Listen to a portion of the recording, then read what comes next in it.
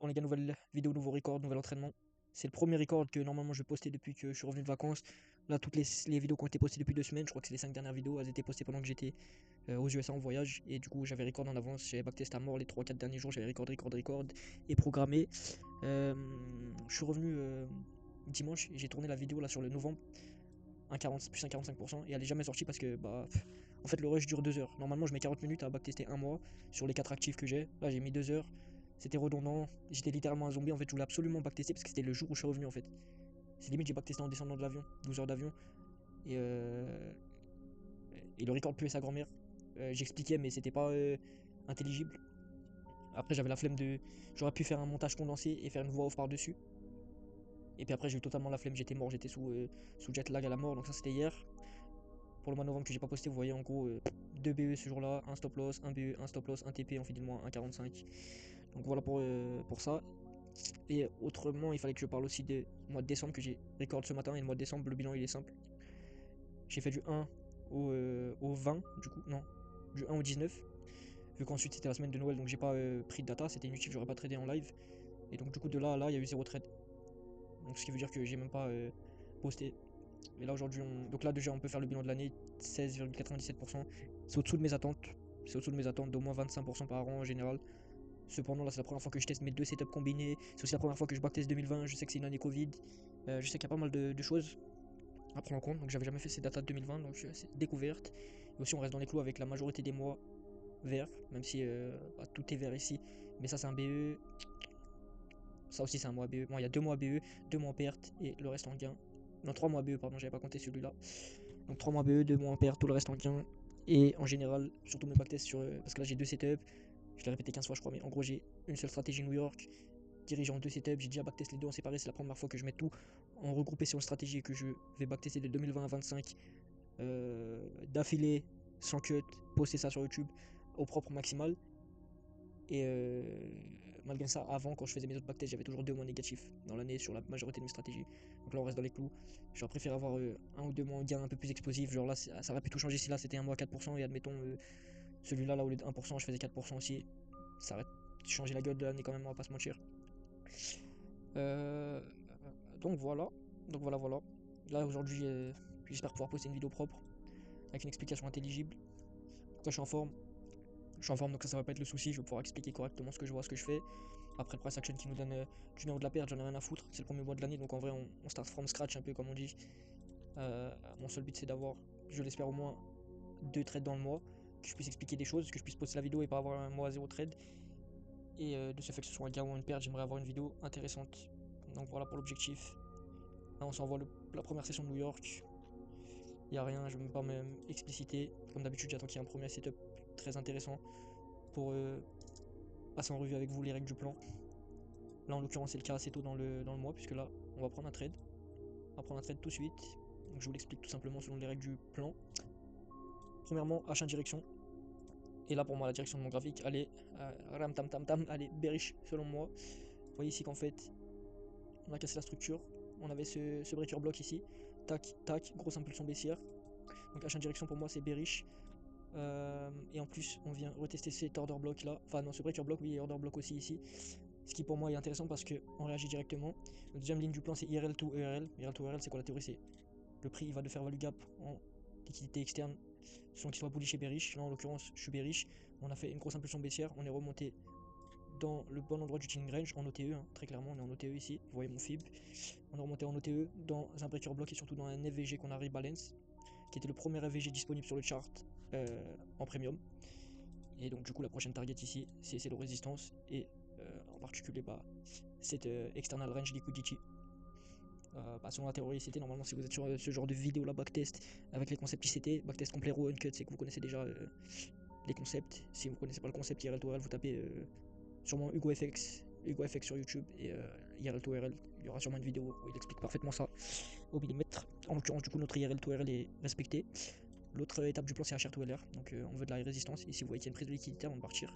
Alors je vous passe ici, hein. C'est vrai que là il n'y a pas de prise de liquidité, mais ici il y a une prise de liquidité dans notre dos, et ici on a une prise de liquidité dans notre dos, et devant nous on a passablement des lots résistance, vous voyez ici là, prévus des lilos, et ça, ainsi que même sur la journée en intraday, on a toutes les low résistances qui sont disponibles, donc ça me plaît énormément. Pour être honnête, ça me plaît de fou furieux, donc ça c'est vraiment cool.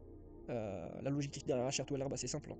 En trade ICT, on veut qu'on ait des prises de liquidité, des liquidations d'acheteurs dans notre dos pour vendre en ayant en face de nous des low résistances, donc la liquidité potentiellement à aller chercher encore pour le marché.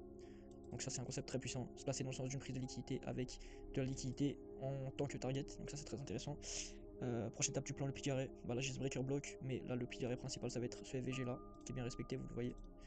Pour l'instant, on n'a pas clôturé au-dessus, si on avait clôturé juste au-dessus de ce FVG, j'aurais annulé tout le setup. Prochaine étape du plan, la narrative. Ici la narrative c'est pas une narrative New York continuation, c'est une narrative New York reversal, je vais vous expliquer pourquoi, c'est très simple. Ici on a une grosse impulsion baissière, on avait cassé la structure ici. On laisse des low résistances, bon ça c'est pas, je suis pas censé l'expliquer maintenant, mais ce qu'on fait c'est que grosse impulsion baissière, on retrace lentement et on monte toute la journée en fait. Là vous voyez qu'on monte toute la journée, on n'a pris aucun lot de session, tous les lots de session sont intacts, et sur New York on vient faire une dernière manipulation, on sweep absolument toute la journée, toute la liquidité en intraday a été sweep et on est revenu dans des points clés, et ensuite on semble se reverse, vous voyez on semble se reverse, mèche laissée, grosse bougie noire, donc la narrative c'est tout simplement New York reversal, donc le retracement de New York pour aller chercher, contrebalancer le sens de fond et le vrai sens de la journée après une manipulation toute la journée. Et donc voilà, et puis on va se positionner où? Tout simplement M5 MSS avec displacement qui est la dernière étape du plan. Bon, M5 MSS avec displacement, vous voyez, j'ai déjà mis mon breaker ici sur le chart. Breaker M5, tac tac, manipulation. Et on espère distribution, en tout cas c'est en train de distribuer pour le moment. M5 MSS avec displacement, on a des FVG. Je me positionne comme ceci au 50% du gros FVG qui est ici. Quoique non, je vais grid un petit peu. Je vais me mettre sur la mèche. Alors attendez, là je suis en train de faire n'importe quoi, on va juste supprimer ça, c'est le FVG H1, on va supprimer cette ligne, c'est la ligne de la prise de liquidité, ça c'est le breaker block H1, le carré en haut, on peut le laisser, il gêne pas, et là je vais juste décaler ici, je vais mettre le breaker entier, voilà, ça c'est vraiment mon breaker entier, je prends tous les corps, je prends tout le range ici, c'est mon breaker block, pris large, et je vais essayer de me positionner dessus directement, parce que il faut voir que moi je target 3 air mécaniques de target, et ensuite je manage selon les liquidités, donc souvent je sors avant, mais c'est vrai que mon target final est à 3 R, c'est ce que je veux obtenir en général quand je rentre sur un trade, et si je veux l'obtenir, je peux pas me permettre d'avoir un prix d'entrée trop bas à la vente. Là, si je commence à me positionner à l'entrée du premier FVG, là je suis dans la merde.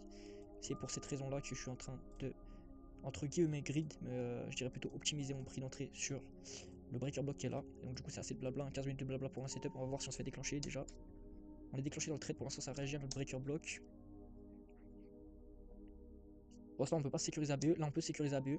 En tout cas peu importe ce qui se passait sur ce trade, j'allais le dire, mais du coup je me sécurise ABE parce qu'il y a eu BOS. Ce trade est absolument magnifique, hein. Ce trade, si je veux être honnête avec vous, c'est le A+, de chez A+, dans ma stratégie, donc même si c'était stop loss, j'aurais été heureux d'avoir pris ce stop loss. En l'occurrence on va voir ce qui se passe, ça va être un BE je pense, ouais. Dommage, BE ça continue dans l'autre direction et après ça se reverse. Donc voilà comment on commence le mois, avec un très beau setup, qui nous a permis d'expliciter toutes les règles du plan, donc c'est bien parce qu'on va aller plus vite par la suite. Donc on a déjà explicité le plan, et, voilà on va enchaîner. Espérons que le prochain trade nous rapporte des profits. Là, on a potentiellement... Alors attendez, faites voir. Ouais. Je vais potentiellement être intéressé ici s'il y a un MSS M5 à la baisse. Avec du momentum. Ouais, bon là, on a plutôt l'inverse, hein. On a plutôt du momentum bullish. Et donc du coup, ce qu'on va faire, c'est qu'on va passer la journée. Là, on n'a rien. Enfin, on peut avoir quelque chose. Une vente ici, là, vous voyez que ça aurait marché de vendre cette session de New York. Je l'ai pas fait parce que j'avais pas de target. Et vous voyez que le prix n'est pas allé bien bas parce qu'il n'y avait pas forcément de target en intraday. Et c'est pour cette raison exactement que le prix n'est pas allé très bas. Là, le prix monte toute la journée. Il n'y a pas une manipulation, rien d'intéressant pour moi pour rentrer. Là, potentiellement, je peux essayer de prendre un short. En toute honnêteté. En toute honnêteté, je me vois bien prendre un short sur U. Ah là là. C'est compliqué là. Il y a quand même de la résistance ici, hein. Non, il aura fallu que U revienne sur un FVG. Il n'est pas revenu sur un de ces FVG, donc je rentre pas pour l'instant. J'attends que U monte plus haut. Intéressant maintenant. Non, il a pas touché non plus son FVG. Bon, on va voir que U est trop fort à la baisse. Il a même pas retracé dans un FVG. Là, j'aurais pu tenter un New York continuation. Donc, c'est la même chose que New York retracement, sauf qu'en fait, on se sert d'un London reversal. Donc, London qui manipule le haut, qui part dans le sens de la journée. Et là, la différence du New York reversal, au début de New York, on n'a pas besoin d'aller rechercher une manipulation pour prendre un reversal. Tout ce dont on a besoin, c'est de prendre un reversal sur un retracement dans un PDRA pour retourner dans le sens global, un PDRA qui a été créé après la manipulation sur London. Donc, c'est la différence entre mes deux setups. Il y en a un où la manipulation est faite directement sur London, enfin en amont sur London, et moi je me glisse dans le move. Et l'autre setup, c'est quand la manipulation n'a pas encore été faite dans le sens inverse de là où je veux me positionner, de la direction où je veux me positionner. Donc du coup je suis obligé d'attendre une manipulation sur ma session en cours et ensuite de me positionner. Donc c'est la différence entre les deux setups. Dans les deux cas ça reste du trading sur New York et on reste basé sur les mêmes confluences. Même confluence, narrative un tout petit peu différente. Là on a une très belle journée quand même. J'ai une narrative intéressante, c'est un trade qui est pas hyper A+, mais s'il se manifeste je vais le prendre quand même. Ouais, je vais le prendre ce trade. Je vais prendre ce trade directement parce que bah, je le sens, tout simplement. Il est pas propre à la mort, mais il respecte les règles. Donc ça c'est déjà l'important, il respecte les règles. Et il a le mérite de... Il a le mérite d'éveiller mon intérêt. Donc qu'est-ce qui se passe ici? Vous voyez qu'on est repassé plutôt bullish, vous voyez. Tout là c'était bearish, mais depuis ici ce swing high déjà on a reverse officiellement de manière mécanique la structure. Donc on est repassé en structure haussière et depuis qu'est-ce qu'on fait? Tac tac, impulsion haussière, retracement, impulsion haussière.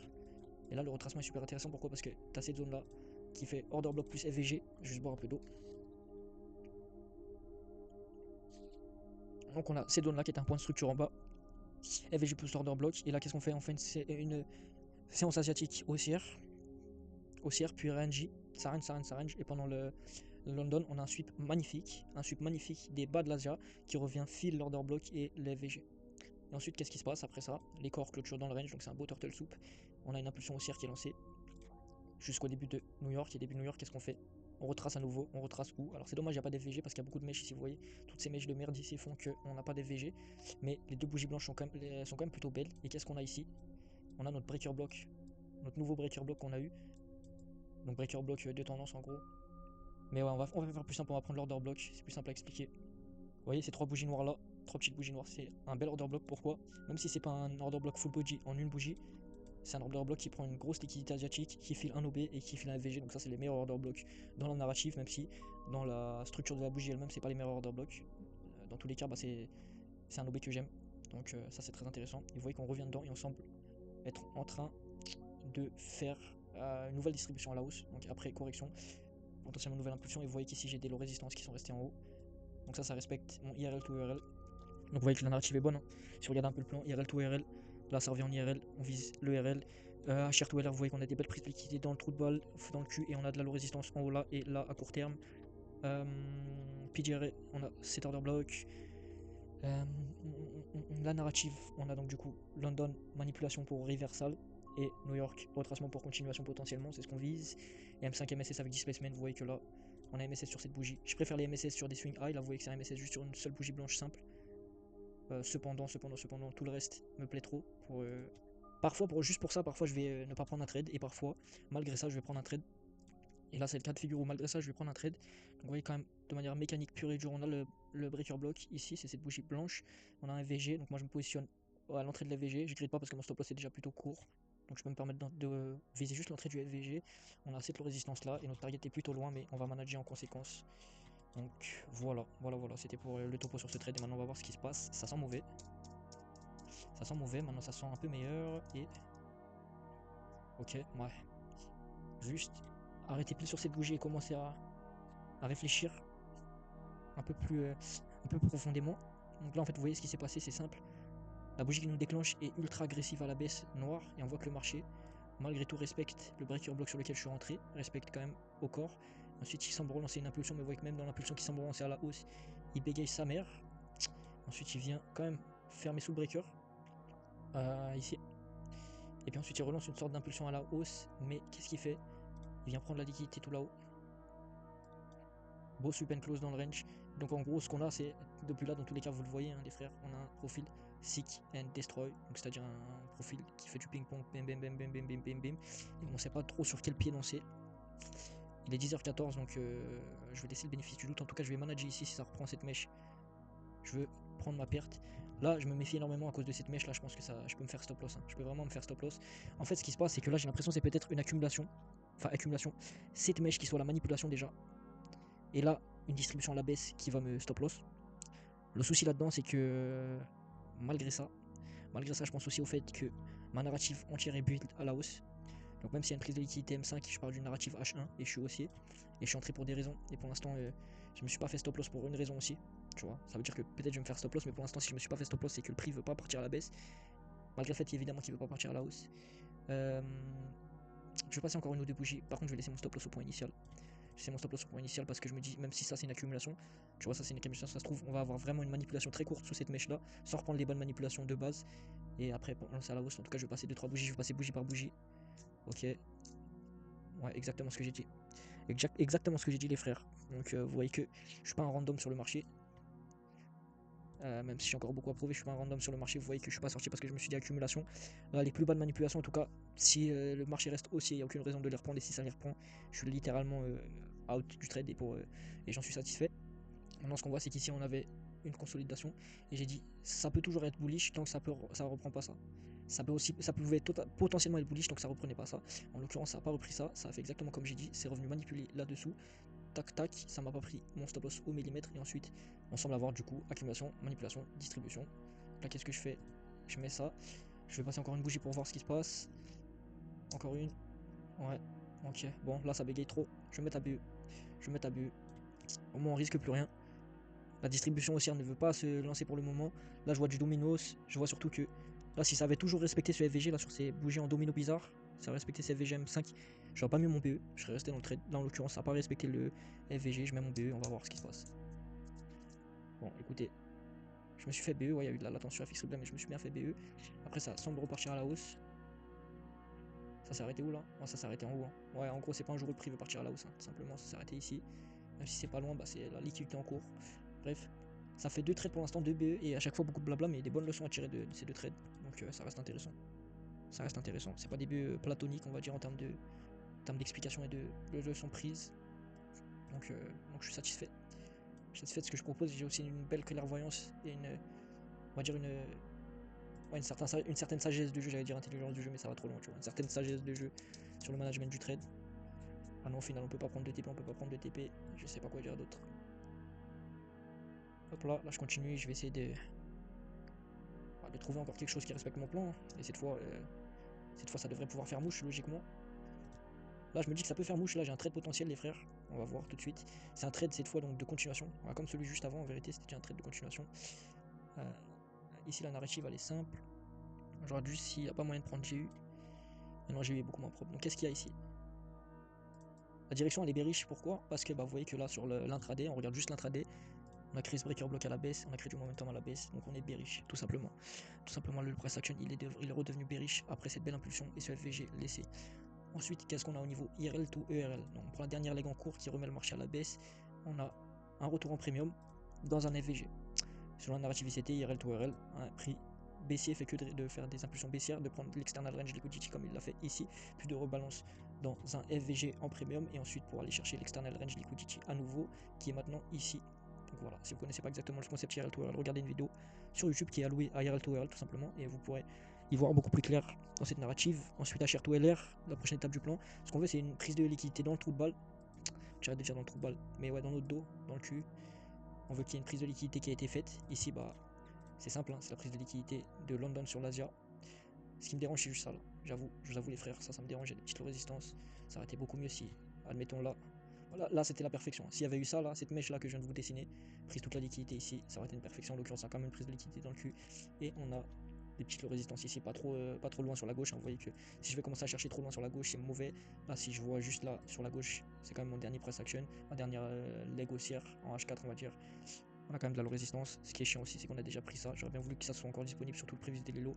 En l'occurrence, le prix est parti déjà un tout petit peu trop fort. Mais c'est pas grave. Ensuite, qu'est-ce qu'on a d'autre? On a la narrative, donc du coup, enfin le PDRS c'est le FVG. Et la narrative c'est le New York continuation. Pourquoi? Parce que, je vous l'ai dit tout à l'heure, je veux tout le temps une manipulation. Mais si elle est déjà faite, je veux tout le temps une manipulation sur mon chart en intraday. Et là, elle a été faite pendant London. Donc vous voyez, Asia, range, London, manipulation. Puis distribution violente à la baisse. Donc ça semble être la direction à privilégier sur la journée. Et New York qui, dès le tout début, en tout cas pendant le lunchtime et le tout début de New York, on semble retracer dans le FVG en premium. Comme je vous l'ai montré tout à l'heure, j'ai mis mon Fibonacci ici. On retrace en premium. Et qu'est-ce qu'on fait? On a l'air de lancer une. Ouais, on a l'air de relancer en tout cas une baisse. On réagit au FVG, on clôture en dehors. On a un beau doji. Et on a le M5 MSS avec displacement qui en plus là est sur un swing low. Comme j'aime bien les MSS sur un swing low ou sur un swing high. Et on a un FVG à côté de notre breaker block, donc un unicorn modèle. Donc là c'est vrai que le stop loss est ultra serré. Mais bon, c'est le plan. le plan me dit de rentrer sur mon unicorn modèle stop loss juste derrière. Et donc là, même si je peux me faire stop loss en une bougie parce qu'il est court, bah ça reste en accord avec ma narrative, avec mon plan. Je vais juste voir un truc, c'est quoi le truc que j'ai dessiné ici là? Ah, c'est le breaker là. Ouais. Bon bah écoutez, je prends ce setup parce qu'il est intéressant, il respecte le plan.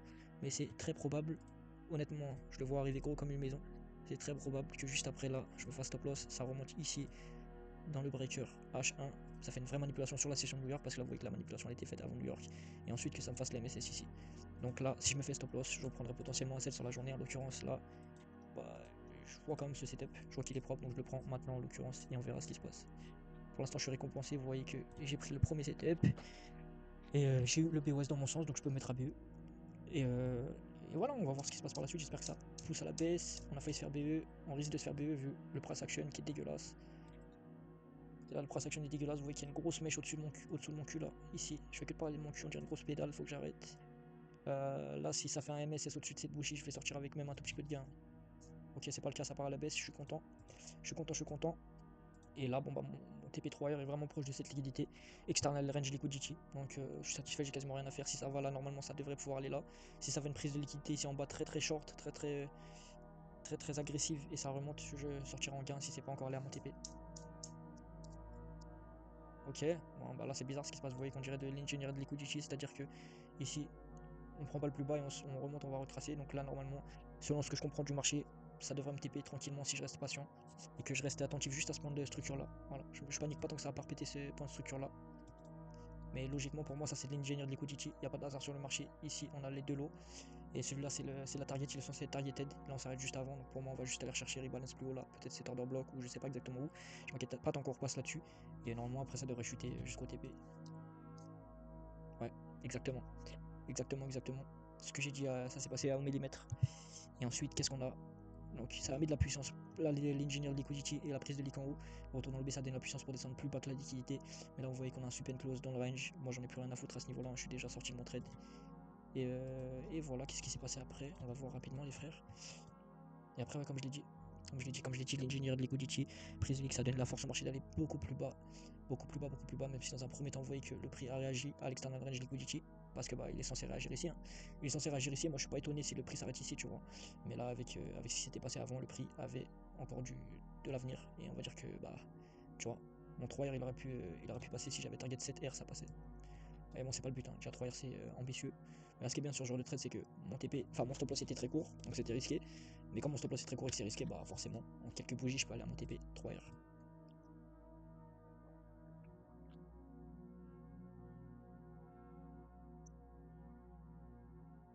Ok.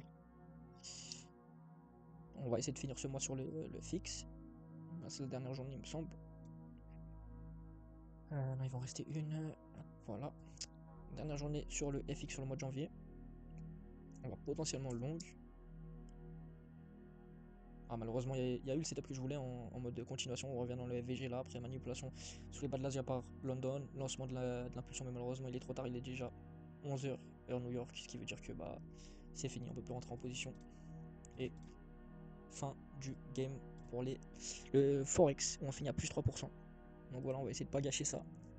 Essayer de pas gâcher ça pour l'instant sur le début sur le début de mois. Ouais, on a fait 100% de win rate, 2 TP, 1 tech profit, enfin non, 2 BE, 1 tech profit, et là on se lance directement sur les indices et on va garder ce même niveau de focus parce que là je suis vraiment dans la zone.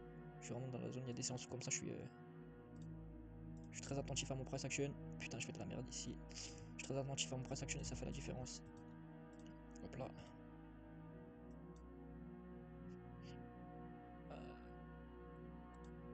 Ah c'est bon, ça marchait pas. J'arrivais pas à mettre Next New York. Je vais passer très vite les journées jusqu'à que je tombe sur une journée qui m'intéresse. En l'occurrence, celle-là m'intéresse. Ça n'a pas voulu repartir manipuler en haut. Et ça a l'air de vouloir chuter d'ailleurs. Je vais juste voir ici, c'est un breaker M5. Ah, on va short. Hein. Faut voir, ça a cassé ici. Ouais, ça a cassé les frères. Bon, bah, on va short. Il est 10h24. J'adore le setup. Ah non, j'adore un peu moins le setup quand je le vois comme ça. Je vous montre ce qu'on a. On a une tendance baissière. Là, la leg qui nous intéresse, c'est celle-là. La leg qui nous intéresse, c'est vraiment celle-là. C'est pas ça que je voulais mettre, c'était un Fibonacci, mes excuses. Donc Fibonacci sur S&P 500, vous voyez qu'on est revenu 50% de la leg.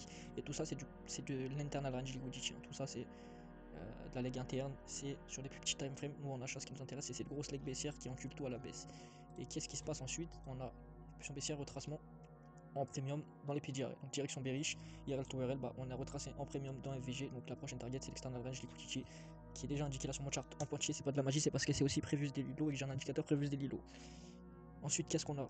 On est remonté donc, et qu'est-ce qu'on a? On a manipulé tous les hauts de session. Tous les hauts de session ont été manipulés. Donc qu'est-ce qu'on a? Une résistance en face. Et qu'est-ce qu'on a en face? Le résistance avec les bas de New York et. Enfin, derrière le cul, on a derrière nous, on a des résistances et en face de nous, tout simplement, on a des low résistances. Maintenant, ce qui me gêne de toute évidence, les frères, c'est quoi? C'est que le setup, il semble déjà être fait ici sur la journée parce que on a l'accordéon ici, tac, tac, tac, tac, journée totalement baissière, prise de liquidité de tous les bas de session, impulsion à la hausse, on laisse un FVG ici. Mais je vais prendre quand même en considération, en priorité, la leg externe, donc le fait qu'on soit bearish sur le S&P 500 en H1 et que là on manipule les hautes sessions et qu'on est quand même dès le résistance, donc ça respecte notre plan. Le PDRA c'est le FVG et donc du coup la narrative c'est New York qui manipule tout pour ensuite faire un reversal potentiellement. Et le reversal, j'essaie de spot le plus vite possible en M5, enfin pour me positionner voilà tout simplement au meilleur prix. Donc en M5 j'attends un unicorn modèle que j'ai ici. Vous voyez ici, tac tac, j'ai un range, c'est un order block. Qu'est-ce qu'on fait après cet order block? On l'encule avec un VG en face, ça s'appelle tout simplement un unicorn modèle que j'ai d'ailleurs en parallèle sur les deux actifs. Mais vous voyez que là la prise de liquidité est plus courte sur S&P 500. Vous voyez que là on a cassé un peu plus, on dirait plus un BOS qu'une prise de liquidité. Là on dirait plus une prise de liquidité qu'un BOS. Le FVG un peu plus gros ici que ici. Alors le FVG bullish plus gros. Globalement sur le H1 S&P est plus bearish et sur le M5 le breaker est un peu plus joli. Donc question de préférence simple, je prends le S&P 500 au lieu du Nasdaq et on va voir ce qui se passe en passant les bougies. Là malheureusement on ne sera pas fait déclencher les frérots. Je vais juste voir ce qui serait passé si j'avais choisi de me positionner exactement de la même façon que sur S&P mais sur le Nasdaq. Si ça aurait fait le taf, mais aucun regret d'avoir pris l'S&P. Là je parle déjà au passé parce que c'est mort hein. Ici on est revenu dans les VG, on la file à 100% et on a fait une impulsion baissière. Je regarde juste un truc en M15. Ouais, je regarde juste le M15 rapidement pour raison personnelle. Mais ouais, même ça qu'on a bien eu le BOS. Donc on doit supprimer notre ordre parce que tout simplement en gros la narrative c'est que si c'était remonté là ça m'avait déclenché et ça avait fait cette leg là et que j'avais été déclenché dans le trade, je me serais mis ABE. Donc là si j'ai pas été déclenché mais si j'avais été déclenché j'aurais mis BE, ça veut dire que là j'ai pas été déclenché mais je dois supprimer l'ordre tout simplement. Et là on va voir ce qui se passe ensuite. Ok, je me serais fait BE, je me serais fait BE sur ce trade donc c'est cool, je suis content. J'aurais été un petit peu frustré hein, évidemment si j'étais pas déclenché et que ça avait fait TP, là ça a fait BE. Comme d'hab on parle de 2h30 pour un BE mais bon, on n'a pas le choix, on doit expliciter un peu ce qui se passe sur le chart. Là, je vais voir s'il y a un MSS à la hausse, vraiment propre. Rien de propre. Next day directement, j'ai pas besoin de m'attarder. Voilà, c'est dégueulasse. Ah, quoique. Quoique. Je vois juste un truc. Non, c'est pas assez propre. J'attends un beau breaker à la baisse. Ouais. Non, insuffisant pour me positionner. J'accélère le rythme hein. Quand il n'y a rien, j'explique pas. Parce que sinon, la vidéo dure déjà très long. Et je pourrais la faire durer encore beaucoup plus longtemps. Mais c'est pas le but. Là, je voulais longue. J'ai pas pu longue. Parce qu'il n'y a pas eu le MSS avec displacement. Et le prix n'a pas tout simplement voulu montrer de volonté de hausse. Donc, on go avec le flow tout simplement. On est le 13 janvier, donc il y a encore le temps pour avoir potentiellement des cartouches. Ok, là je sais pas si je suis bullish ou bearish. Donc on va passer la journée. Là, là c'est dégueulasse, en toute honnêteté, avec tout le respect. Là, par contre, on peut avoir un bon short. Je vous mens pas. Si ça manipule le haut, j'aimerais que ça me fasse une mèche en haut là encore. Que ça reprenne le plus haut. M5. Allez. Vas-y, manipule. Peut-être sur les coups de 9h30, ça va manipuler. Non, bah, rien sur la journée. On aura rien sur la journée. Le price action est absolument dégueulasse. Là, dommage, si la mèche était passée là-dessus, j'aurais pu rentrer. Et là, on a passé la fin de session, donc on se casse. Ok.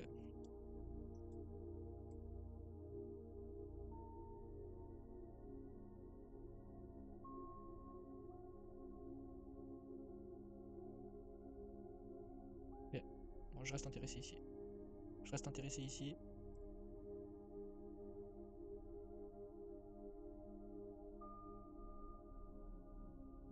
Ouais, je vais rentrer. Je vais t'expliquer pourquoi et comment. En tout cas, je vais mettre l'ordre. Est-ce que je vais rentrer? Ça, c'est moins sûr. Qu'est-ce qui se passe ici sur mon chart? C'est simple, on est bullish. Première chose, hein, H1 direction, on est bullish, je vous fais pas de dessin, ça fait que le monter. Ensuite, au niveau IRL to IRL, qu'est-ce qu'on fait? On rebalance dans un FVG. Bon, là, on l'a cassé en l'occurrence, les VG, donc ça sent pas forcément la meilleure des odeurs. Vous voyez qu'on a cassé le FVG à la baisse ici. Cependant, on vient retracer quand même en discount de la leg, même en OTE, un peu plus loin qu'en OTE, et on revient dans ce bel order block en bougie pleine. Donc on revient dans cet order block, on réagit à l'order block. Donc IRL to IRL, c'est plutôt respecté. On a rebalance dans un FVG, on peut target l'external range liquidity, même si évidemment j'aurais préféré que ça respecte à 100% et que ça clôture dans le FVG. On peut pas tout avoir. HR to LR, bah on a une prise de liquidité. Ici vous voyez qu'on a pris tous les bas de session sur la journée et que en termes de low résistance, on a tous les hauts de session qui sont disponibles. Donc ça c'est très bien. On a de low résistance et on a les résistances dans notre dos. Ensuite, le PGR c'est l'order block ici que j'ai marqué. Donc ça c'est bien, il a l'air de réagir. Et la narrative c'est, bah, là vous voyez très bien New York, retracement, New York, reversal parce que toute la journée on fait que de baisser, mais on descend, vous voyez, en accordéon, impulsion haussière forte, retracement lent en accordéon, on laisse bah, la liquidité dont on a besoin en haut, et on vient suivre tous les bas de session, tout simplement. Potentiellement se reverser, aller dans le sens de fond, et bah, valider la vraie journée bullish, la potentielle vraie journée bullish. Et donc qu'est-ce qu'on a? M5, MSS avec displacement, un beau breaker block accompagné d'un FVG, ça s'appelle un unicorn modèle, et c'est mon modèle d'entrée M5. Donc voilà, tout a été expliqué sur ce setup. Et maintenant, sans crainte, on va défiler les bougies pour voir déjà si on se fait déclencher. Malheureusement, on sera même pas déclenché dans le trade. Je vais vous expliquer la raison pour laquelle on n'est pas déclenché dans le trade. La première, c'est qu'on a eu retracement BOS et on n'a pas été déclenché. Donc si on avait été dans le trade, on aurait déjà mis BE. Donc là, on n'est pas dans le trade, on supprime l'ordre. Et en plus, il est même plus long, il est plus tard que 11h, donc plus tard que la fin de notre session. Donc on ne peut plus rentrer tout simplement. Et quand je dis 11h, c'est bien 11h heure New York. Parce que la session New York, telle que je la conçois, pour moi, elle est de 7h à 11h heure New York. 7h à 11h du matin heure New York. Bref, on attaque la dernière semaine du mois sur sur les indices, et on va voir tout simplement si j'arrive à me positionner une dernière fois ou pas sur le marché. Là, s'il y avait un réveil du momentum à la baisse, exactement comme ça. Voilà, j'allais dire s'il y avait un réveil du momentum à la baisse, je tenterais bien un short, et c'est exactement ce qu'on a eu. En l'occurrence, le plus bearish, c'est Nasdaq. J'aimerais bien entrer sur Nasdaq, mais je suis obligé de rentrer sur S&P. La raison pour ça, elle est simple, c'est que vous voyez que la leg elle est beaucoup plus longue ici, donc j'aurais beaucoup plus de mal à me positionner. Mon stop loss serait beaucoup plus éloigné, et donc du coup j'aurais du mal à aller chercher mon TP plein, alors que là, c'est pas le cas. Vous voyez que c'est un peu plus simple, aller chercher le TP, il est moins bas. Et là, qu'est-ce qu'il y a en fait? Vous voyez qu'en fait on avait la tendance à être bearish depuis là, impulsion baissière. Et non, on va regarder plus. Non, je vais rentrer sur le Nasdaq en fait, les frères. Je vais rentrer sur le Nasdaq. Le S&P n'est pas beau, donc on va se concentrer sur le Nasdaq. Vous voyez ici que la tendance est bien baissière. C'est bien ce que je me disais. Tendance est baissière. On a retracé dans le FVG qui est là. On respecte toujours le FVG parce qu'on n'a pas clôture au-dessus, même si on a stagné dedans. Ça sent pas forcément le meilleur quand ça stagne dans un FVG, mais là en l'occurrence, on est resté dans le FVG. On a des confluences en plus qui sont les suivantes. Donc IRL, enfin direction bearish, IRL to IRL. On a rebalancé FVG. On va target quoi? L'external range, liquidity potentiellement. Qu'est-ce qu'on a d'autre? On a HR to LR. On a une résistance derrière nous. Enfin, pour quelle raison? C'est que ici, on voit que la liquidité avait été prise, il n'y a pas de raison de remanipuler sur Previous Daily High ici. Par contre, ici, il fallait manipuler. Vous voyez que toute la journée, on est monté en accordéon, on a laissé tous les bas de session, donc on a de la low résistance en face, on a vraiment de la low résistance en face, vous voyez. On a de la high résistance dans le dos parce qu'on a manipulé tous les hauts de session et de manière très belle parce que ce swing high a été manipulé en sweep and close, vous voyez. Un vrai turtle soup, on monte en dessus, on laisse la mèche, on clôture dans la range, donc ça c'est magnifique. Le PGRA, c'est le FVG, mais c'est surtout le turtle soup ici parce que quand je prends un FVG pour PGRA, il faut qu'il soit vierge au moment de la touche qui me mène à l'entrée.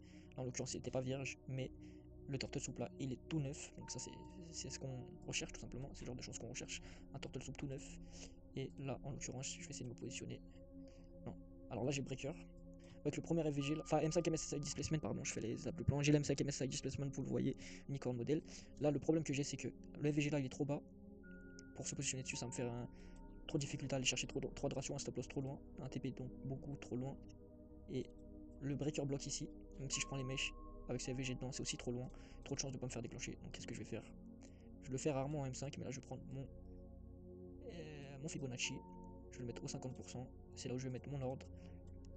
Et voilà, c'est un peu dans le vide en termes de pied d'IRM, mais bon, c'est sur les 50 fib, et on va voir comment ça finit. Donc ok, là pour l'instant ça sent pas très bon, mais ça sent pas extrêmement mauvais non plus. On est monté jusqu'au bout du trou de balle du monde, et pour l'instant on semble repartir à la baisse. Vous voyez par contre un truc très intéressant, c'est que le trade qui me paraissait le moins intéressant, c'est-à-dire le S&P 500, part beaucoup mieux. que le Nasdaq. Donc ça, je pouvais pas le contrôler, hein. J'ai choisi le plus faible des actifs. Donc même si je me fais dégoûter à la fin, bah, c'est pas forcément de mon ressort. Par contre, ce que j'étais en train de dire, c'est que j'aurais pu du coup mettre mon ordre sur le breaker. Ou même sur le dernier FVG. Parce que c'est monté super haut, mais ça pareil, je pouvais pas le savoir en direct live. Et là donc du coup je me fais stop loss. Je me fais stop loss tout simplement. Bah, pas de regret, le setup était intéressant. Je vois le setup a posteriori. Évidemment j'ai vu là, je vous en ai pas parlé, mais j'ai vu la mèche, hein. J'ai vu la mèche qui avait sweep, etc. Mais bon, j'ai préféré me fier au truc de base. Et si tu te concentres sur absolument tous les détails, bah tu prends jamais de trade. Là en l'occurrence, voilà, je peux éviter le trade pour cette mèche, mais ça veut dire que je vais pas prendre beaucoup de trades dans l'année, hein. Je vais prendre un trade dans le mois. Là en l'occurrence, j'en prends déjà que 3, 4, 5, donc ça va bien comme ça. Et je vais juste continuer à suivre pour voir. Je pense que je me serais fait BE. Non. Est-ce que j'aurais TP sur le S&P 500? Non. J'aurais fait un gain, j'aurais fermé à 14h. 14h heure New York, j'aurais fermé. Donc j'aurais pris un tout petit gain. En tout cas, j'aurais pas pris de. Soit BE, soit un tout petit gain, pas de stop loss sur S&P 500. Mais bon, en H1, c'était le plus fort des deux, donc je voulais pas le short. J'ai bien fait de short Nasdaq, putain. Fuck Nasdaq, hein. Fuck Nasdaq tous les jours. Et tout ce qu'il représente. Mais là, non, je voulais dire Nasdaq. J'ai bien fait de short le Nasdaq. Et je regrette pas une seule seconde. Là, je pense que le mois va se terminer comme ça à plus de 2%, il me semble. Je pense que le mois va se terminer à plus de 2%, à moins qu'il y ait encore une opportunité sur les derniers jours. Ah, il peut y avoir quelque chose, hein. Il peut très bien y avoir quelque chose. Non, il n'y a pas de breaker avant 11h. Et comment est-ce qu'on finit? On finit avec une journée dégueulasse. Je vois, il peut y encore y avoir juste un super close au-dessus de la session d'Asia. Ça semble pas être le cas. Et ça a été le cas au final. J'ai bien fait de pas passer la journée parce qu'on va peut-être avoir un trade. Qu'est-ce qu'on fait ici? Un setup de continu, enfin de reversal, pardon. On a des low résistance, on a créé une résistance au-dessus, on est allé chercher un sup end close au-dessus de la session asiatique. On a des low résistance en face, on a une tendance qui est globalement bearish. Parce que vous voyez qu'ici il n'y a pas. Ah, c'est un swing. Ah, ouais, non, la tendance n'est pas globalement bearish en vrai. La tendance est plutôt globalement bullish, avec un retracement super profond, qui me fait penser que le prix pourrait repartir à la baisse, mais structurellement il est toujours pas bearish. Écoutez, je vais marquer up ce setup pour le dernier jour du mois, mais je vais pas le prendre. Comme ça, on reste à un mois à 2%. Et je prends pas un risque de fou sur un dernier trade. Kamikaze. Ça aurait été. Alors j'aurais fermé à 14h, hein, j'ai pas pu TP. J'aurais fermé avec, on va dire, ici on va être réaliste, un 27%, avec un trade qui a failli aller au stop loss, mais la narrative était intéressante. Malheureusement, il manquait un petit peu des précisions au niveau du plan pour pouvoir rentrer. Donc aucun regret sur le fait de ne pas être rentré. Donc du coup là, si je fais next session, c'est fini. Et voilà, c'est la fin d'une très longue vidéo. Je fais que d'appuyer sur nouveau layout, hein. Aussi, ils font des changements minimes à chaque fois sur leur interface, FX Replay. Et comme je suis tellement d'automatisme sur l'appli, bah je fais des misclics toutes les 2 secondes. On commence du coup l'année 2022 avec 2%. C'est pas un mois explosif, c'est le genre de bon petit mois qu'il faut avoir. C'est le genre de bon petit mois qu'il faut répéter, genre 5-6 fois dans le mois. En général, c'est ça, hein. 5-6 fois dans le mois, t'as des petits mois positifs entre 1,40, enfin entre 1,50 et 2,50. Après, t'as 2 gros mois vers les 6. Parfois même 7. 9 si mal entendu, mais ouais, entre 5 et 8 en général. Ça, c'est les gros mois, t'en veux 2 dans l'année. T'auras 2 mois perdants dans l'année et puis le reste en BE. Donc ça fait quoi là? J'ai parlé de combien de mois? En gros, ça fait 2 en petit positif. Non, 2 en bon positif, 2 en négatif, ça fait 4 mois. 3 mois B, on va dire. On arrive à 7 mois. Et donc, du coup, les 5 derniers mois à 1%, 2%.